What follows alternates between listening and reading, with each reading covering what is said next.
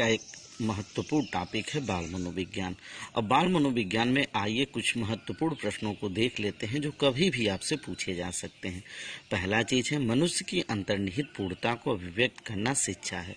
आपके अंदर है पूर्णता और उसी को अभिव्यक्त करना जो है शिक्षक का कार्य है और उसी का अंतर्निहित पूर्णता को अभिव्यक्त करना शिक्षा है। ये स्वामी विवेकानंद का कोटेशन है।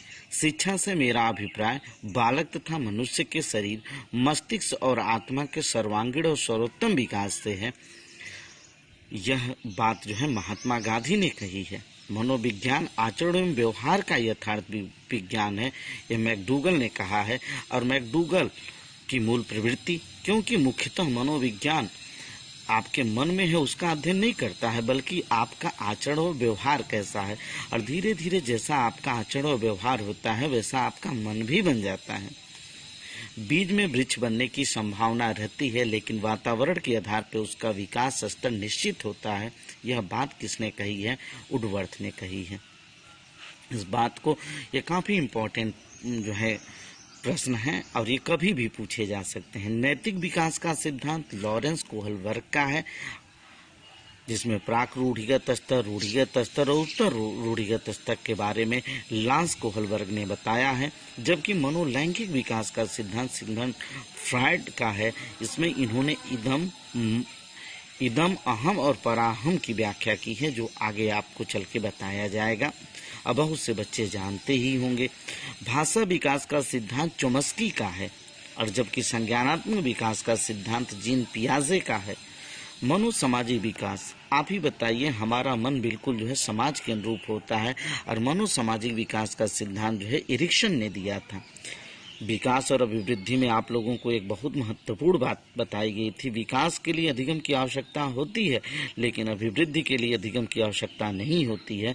अभिवृद्धि विकास का एक घटक है, लेकिन केवल अभिवृद्धि की बात करेंगे तो हर आदमी जो है बड़ा होता है, हर आदमी मोटा होता है, और यह अभिवृद्धि मुख्यतः शारीरिक विकास के अंतर्गत जो है आ जाती है।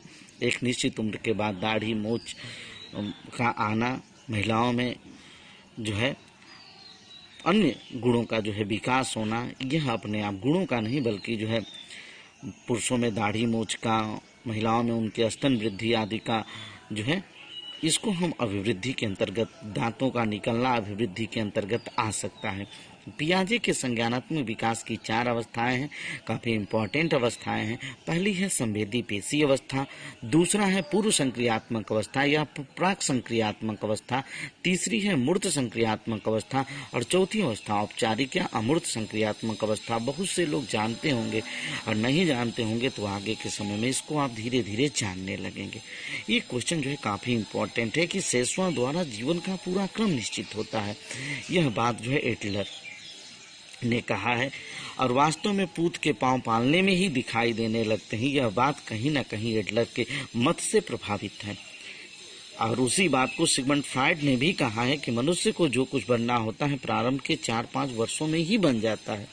सिगमंड फ्रायड 3 से 6 वर्ष के बालक प्राय अर्ध स्वप्नों की हालात में रहते हैं। एडवर्ड एल थार्नडाइक ने इस बात को कहा है। थार्नडाइक आप जानते ही हैं कि उन्होंने, थार्नडाइक ने सर्वप्रथम सीखने के नियम दिए थे। 6वां अवस्था सीखने का अनोखा काल है, वेलेंटाइन ने कहा था। और जाहिर सी बात है, 6वां अवस्था में हम जितना सीखते हैं ना, उतना शायद बाल्यावस्था और किशोरावस्था में नहीं सीख पाते हैं, क्योंकि हम एक भाषा को सही तरीके से बोलने लगते हैं।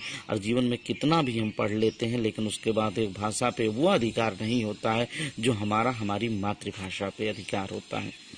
बालक के हाथ, पैर और नेत्र उसके प्रारंभिक शिक्षक हैं, ये रूसो ने कहा था। और रूसो जो है प्रकृतिवाद का जो है समर्थक था। 3 वर्ष का बालक सार्थक शब्दों का प्रयोग करने लगता है, यह बहुत इंपॉर्टेंट है। और दोहराने की प्रवृत्ति जो है 6वां अवस्था में पाई जाती है। तो आप वीडियो को जो है 2 बार देखें, और कोटेशन को याद करने से पहले कोटेशन को बोलें। कोटेशन नहीं याद होता है, और कोटेशन को बोलें, और कोटेशन के बाद सोचें कि किसने उसको लिखा है, उसमें संबंध स्थापित करें, लिखें, निस्संदेह याद होगा। और ये धीरे धीरे मेहनत आपकी एक दिन जो है रंग लाएगी, क्योंकि सफलता एक दिन में नहीं आती, उसके लिए काफ़ी मेहनत करना पड़ता है।